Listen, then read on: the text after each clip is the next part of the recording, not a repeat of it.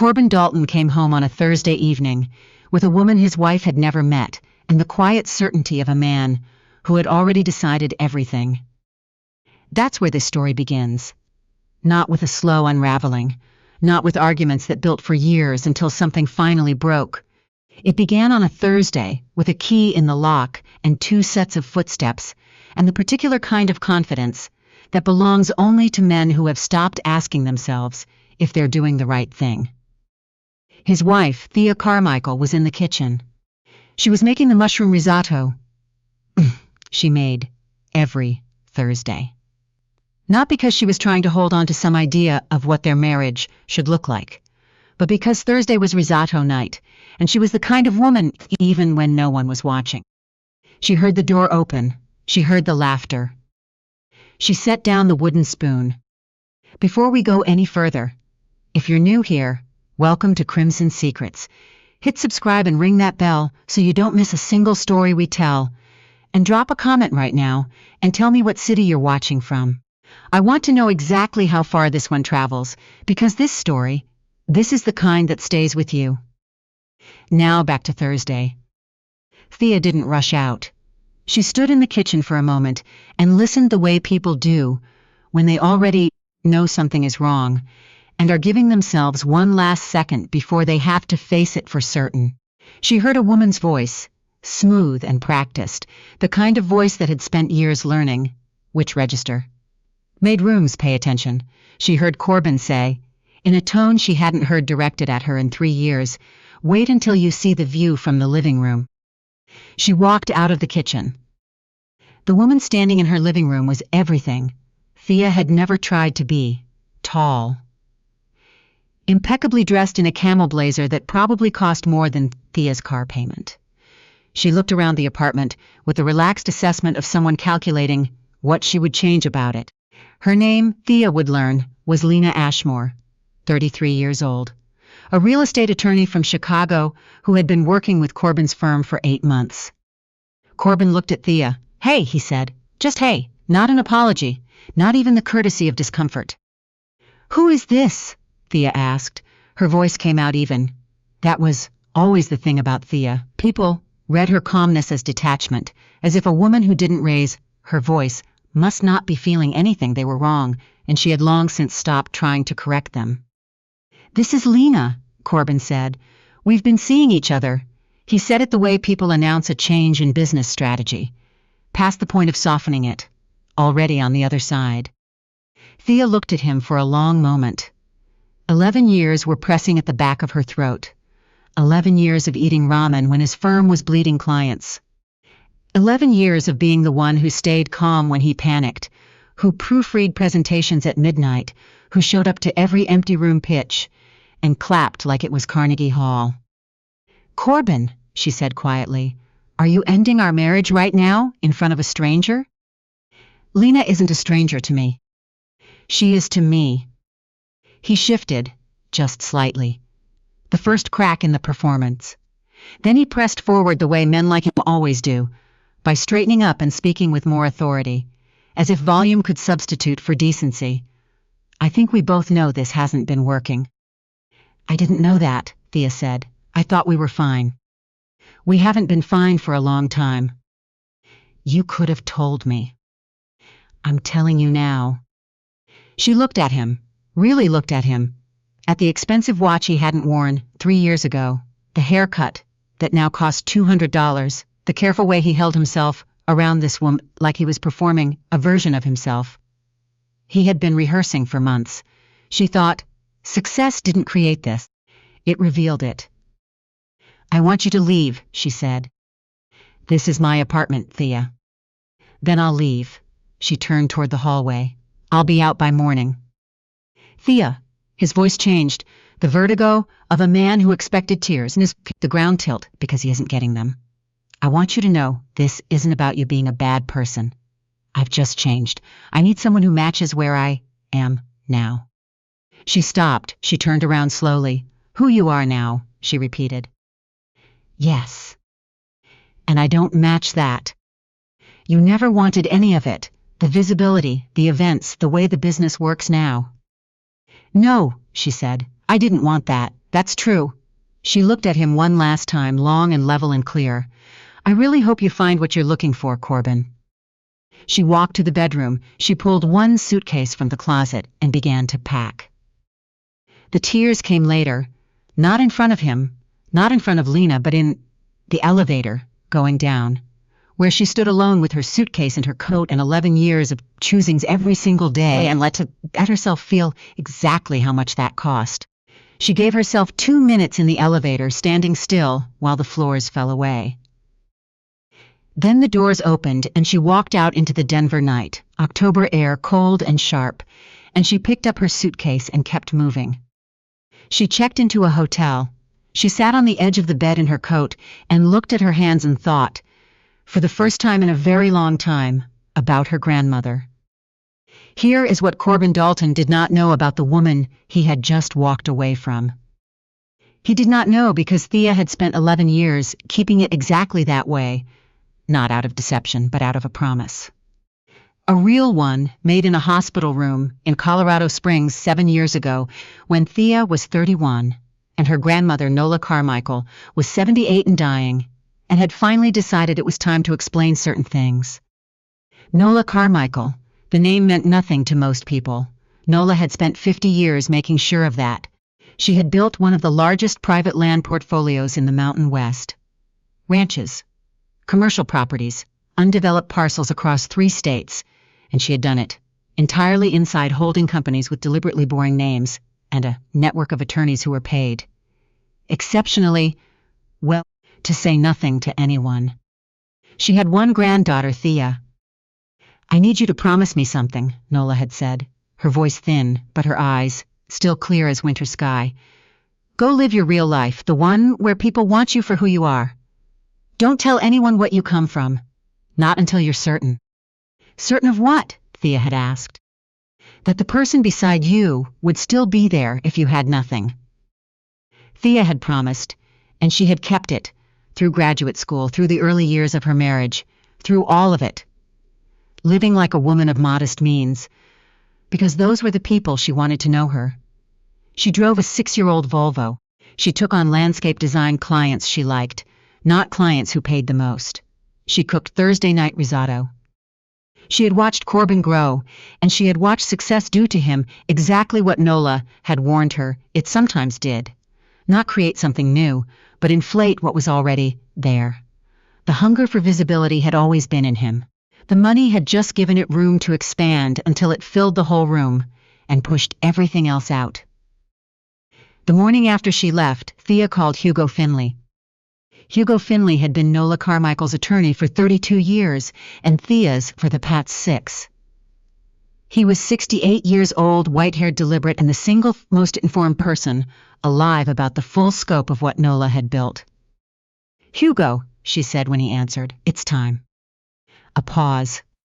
He knew exactly what she meant. They had discussed this possibility more than once, not because Thea had expected her marriage to fall apart, but because Nola had insisted she prepare for every contingency. Are you all right? He asked. No, she said honestly, but I will be. Can I come to the office this morning? 8 o'clock, he said.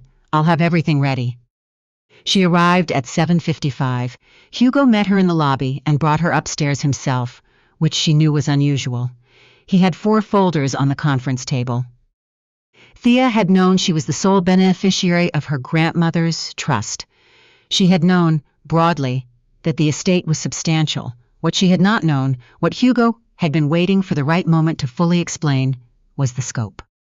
When he named the current value of the portfolio, updated and audited, Thea set down her coffee cup. That's, she started. Yes, Hugo said simply.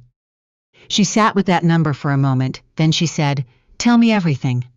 Not the overview, everything. He opened the second folder. There are aspects of this, he said carefully, that concern your current situation directly. He slid a document across the table. Your grandmother, when she became aware that you had Corbin Dalton, had made certain inquiries. Not because she doubted your judgment. Because thoroughness was her nature. Thea went very still.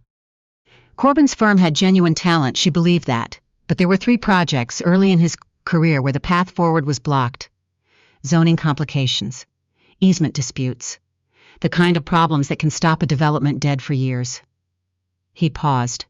Your grandmother resolved those complications through subsidiaries of the trust, quietly, legally, in ways that could not be traced back to you or to the Carmichael name. She funded the conditions for his success, Thea said.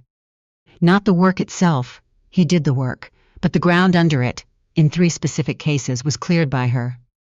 He opened a sealed envelope and read from a handwritten card in Nola's angular script. If the man who loves my granddaughter needs a clearer path, I'll clear it. What he builds on it will tell us what he's made of. Thea pressed her lips together hard. She thought about Corbin, standing in her living room the night before, so certain of the empire he had built alone, so sure that what he had assembled was entirely his own invention. She thought about the ground beneath it, quietly prepared, invisibly leveled, by a woman he had never met. There's more, Hugo said, and this part is harder. He slid the 3rd folder across the table. Lena Ashmore. Hugo had been up until 2 in the morning. What he found had changed the shape of everything. Lena was 33. She had grown up in Colorado Springs in a family that, by the time she was 10, had already started losing things. Her father, Ward Ashmore, had run a small but promising real estate development firm in the early 2000s. In 2001, he had entered into a partnership with a woman named Thea Carmichael on a parcel of commercial land in southern Colorado. The partnership had lasted 14 months.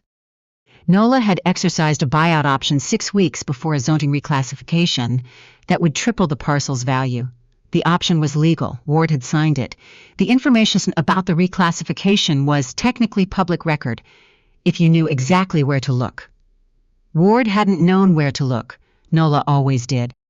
He had accepted the buyout at fair market value. He had watched, from the outside, as the property appreciated beyond anything the partnership had projected. He had gone bankrupt 2 years later, not entirely because of that one deal, but that deal had taken the wind out of him in a way he never recovered from. Lena had grown up watching her father not recover. Thea read the file twice. Then she looked at the photograph of her grandmother on her phone. Nola, at 70, standing at the edge of a mesa in her hiking boots, squinting into the sun like she owned the horizon, which she very nearly did. Did she know what she was doing to him? Thea asked. Hugo was careful. She knew the reclassifications. The information was public record, technically, though you'd have had to know exactly where to look. Ward Ashmore didn't look. A pause. Your grandmother looked at everything. So she outmaneuvered a man who trusted her. Yes. And it cost him everything. In part, yes. Thea sat with that for a long time. She thought about the woman she had loved completely, who had raised her after her parents died, who had taught her to read a contract at 14, who had talked about integrity as if it were something you carried in your body. She thought about how complicated it was to love someone fully and still see clearly where they had fallen short. Is there anything else? She said. One more thing.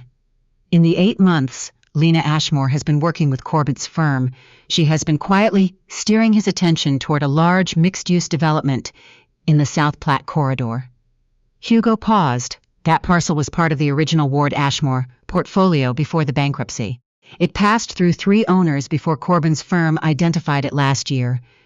If the project had proceeded, Lena's newly incorporated entity would have received a minority stake. Thea understood immediately. She was going to get a piece of her father's land back, she said slowly, through Corbin, without him knowing any of it. That is one reading of the situation, Hugo said. Thea looked at the Denver skyline through the office windows. Pale and bright in the October morning, all that glass and ambition reaching upward.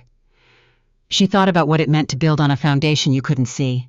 She thought about Nola's note, which Hugo had found in a private file, written in 2009, 7 years after the Ashmore buyout. It said, "The Ashmore matter sits badly with me.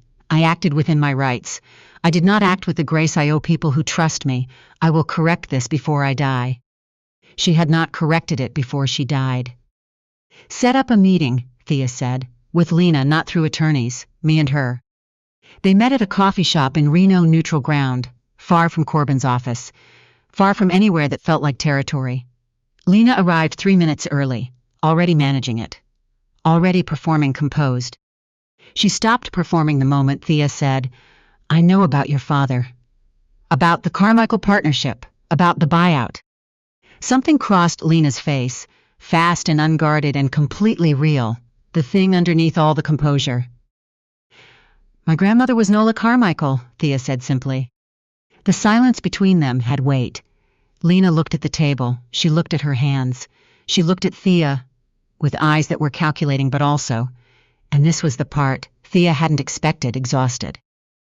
"I spent 7 years," Lena said finally, her voice stripped of its professional precision, "building a career, specifically so I could end up in a position like this, to get something back." She stopped. "That probably sounds insane to you." "No," Thea said. "It sounds like someone who grew up watching her father not be okay, and decided she was going to fix it." Lena looked up. "What your grandmother did to my father was legal," she said. "I've read the partnership agreement 50 times. I know she didn't break a single rule."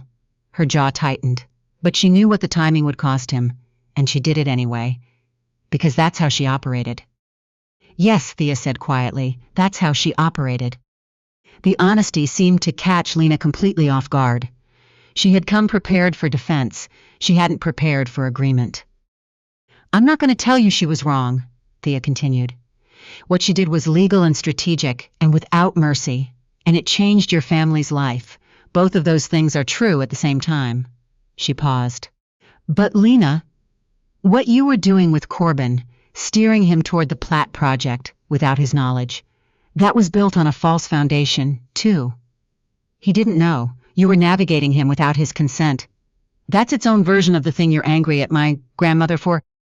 The silence that followed was long. Lena picked up her coffee cup, set it down without drinking. "He doesn't know anything," she said finally, "about my father, about any of it." "I know," Thea said. "I'm going to tell him. But I wanted to talk to you first." She looked at the woman across from her. Not a villain, not a schemer, just a person who had inherited someone else's wound and built a life around trying to close it. "I also want to show you something." She set a document on the table. She explained the trust, the portfolio as it currently stood, and then she explained the note, the one Nola had written in 2009 and kept until her death. Lena read it once, then again. She sat very still. She knew, Lena said. Her voice was barely above a whisper. "She knew," Thea confirmed. "She didn't fix it. I don't fully know why. But she kept the note. She didn't let herself forget." She looked at Lena steadily. "I want to do what she didn't. Not through a lawsuit, not as a press release. Through something real and direct. A financial resolution based on what your father's equity share would have been worth at completion, with fair growth factored in. It won't undo what those years cost your family. But it will be a real acknowledgement that something real happened." She paused. "I wanted to ask you, not tell you, ask you, if that's something you'd want." Lena was quiet for a long time. Outside, a tram went past. Someone dropped something metallic on the sidewalk, and the sound rang out clean and sharp. "Why are you doing this?" Lena asked.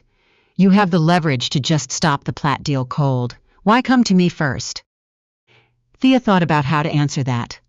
She thought about Nola, about the note, about 37 years of her grandmother sitting with something she should have fixed and never finding her way back to it. "Because stopping the deal doesn't heal anything," she said. "It just stops the deal. I'm more interested in healing." She called Corbin that afternoon. He picked up on the third ring, his voice carefully neutral. "I need to meet with you," she said. "Not about the settlement. About your company." A pause. "My company is fine." "I know you believe that. There are things you need to understand about its history before you take the Platt project any further." "Please, Corbin, just hear me out." He was quiet. She could feel him calculating. The skepticism, but underneath it, the faint, persistent unease of a man who had been feeling very quietly that something about the last several months didn't quite add up. Tomorrow, he said, 11 o'clock. She was there at 10:55. He had put her in the large conference room, the one with the mountain view on clear days and the wall of framed project renders. She stood at the window and looked at the city he had built his name in, and thought about what Nola had moved, quietly and invisibly, to give him the ground to stand on. He walked in at 11:03. He looked tired in a way his suit couldn't cover. She recognized the signs of someone who hadn't been sleeping well for weeks. He sat at the head of the table, old habit. She sat across from him at close range, human distance, where real conversations happen. "You look terrible," she said, not unkindly. "I slept fine." She let it go. She opened her briefcase, 3 folders on the table between them. "Start at the beginning," he said. So she did. She told him about Nola, about the Carmichael Trust and 50 years of private wealth built in structures designed for silence. About the promise she had made at a hospital bedside, and why she had kept it. Through graduate school, through their marriage, through all of it, the Volvo, the farmer's market, the landscape design clients she chose because she liked them, not because they paid the most. She watched his face while she talked. She watched him absorbing it piece by piece. The way you watch someone try to understand that the ground under their feet is not what they thought it was. Then she told him about the 3 projects, the zoning complications, the easement disputes, the trust subsidiaries with boring names that had quietly cleared the path, legally, without a trace, for a talented young architect's most critical early work. When she finished, the room was completely silent. "She cleared the path," he said. His voice came out low and strange. "Your grandmother." "Yes." "Without telling either of us." "Without telling either of us." He stood, walked to the window. His hand went to the back of his neck. She had watched him make that gesture 1,000 times, overwhelmed and trying to contain it. "The work was still mine," he said, not quite a question. "The work was yours. The talent, the decisions, the risk. All yours, but the ground those first 3 projects stood on, yes," she cleared it, "because she believed in you and thought you needed help you would never have accepted if you'd known where it came from." He turned around. His face had gone through something and come out quieter and more honest than when he'd walked in. "She believed in me," he said slowly, "and I spent the last 3 years building a version of myself that walked into our apartment and told the woman she raised." He stopped. "You don't have to finish that," Thea said. "I told you that you were too still, too small." He looked at her. "You didn't want what I wanted because you didn't need it. You had something I couldn't see, and I interpreted that as absence." "Yes," she said. "I was a fool," he said, not angry, something quieter than angry. "You lost your way," she said. "Those aren't entirely the same thing, one you can come back from." She told him about Lena, about Ward Ashmore, about the Platt project, and what Lena had been quietly maneuvering toward. She told him about Nola's note and what it meant. She told him what she intended to do about it. When she finished, Corbin was silent for a long moment. "She had a plan," he said, "about Lena." "She had a wound," Thea said. "She built a plan around it. Those aren't identical. I've talked to her. I think what started as strategy got complicated in ways she didn't expect." He looked up sharply. "You talked to Lena?" "Yes." He absorbed that, then. "And the Platt project?" "Can't close as it stands, not as punishment, because it's built on an undisclosed conflict of interest. If it closes this way, it falls apart badly for everyone near it." She slid the 3rd folder across. "This is a full disclosure document. Your attorneys need to see it. We need to restructure the ownership of those 3 early properties so that you hold clear title to what you actually built. The Platt project needs to pause until the Ashmore situation is resolved properly." He looked at the folder. He picked it up. He read the first 2 pages. Then he set it down and looked at her, the way he hadn't looked at her in years, not the performance, not the polished confidence of a man who had arrived somewhere. Just Corbin, tired and sitting fully inside the weight of what he had gotten wrong. "You're giving me the full picture," he said. not using it against me. I loved you, she said simply. What you build from here you should actually own. He stood, straightened his jacket, then he stopped. The settlement I offered you, he said, his jaw tightened.